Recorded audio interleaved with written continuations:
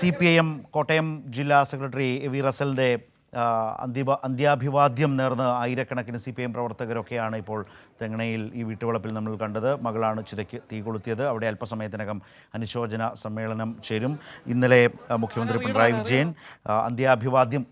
അന്ത്യാഭിവാദ്യം അർപ്പിക്കാൻ എത്തിയിരുന്നു.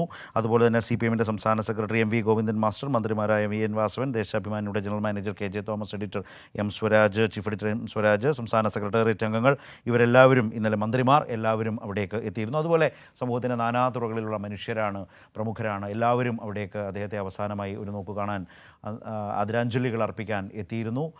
12 മണിക്കാണ് സംസ്കാര ചടങ്ങുകൾ തീരുമാനിച്ചിരുന്നത്. ആ സമയത്താണ് വീട്ടിൽ നിന്നും ചിതയിലേക്ക് മൃതദേഹം പാർട്ടി പ്രവർത്തകരും നേതാക്കളും എല്ലാവരും ചേർന്ന് ചിതയിലേക്ക് എടുത്തത്. മകളാണ് ചിതയ്ക്ക് തീ കൊളുത്തിയത്.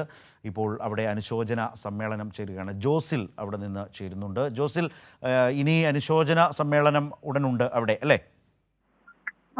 സ്ഥലത്ത് ഇപ്പോൾ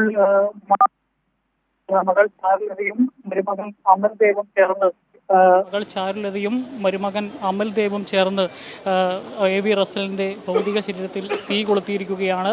ആയിരക്കണക്കിന് സഖാക്കളാണ് ഒരു നോക്ക് കാണുന്നതിന് വേണ്ടി ഈ വീട്ടിലേക്ക് ഇന്നലെ മുതൽ ഒഴുകിയെത്തിയിരുന്നത്. അത് ഇപ്പോഴും തുടരുകയായിരുന്നു.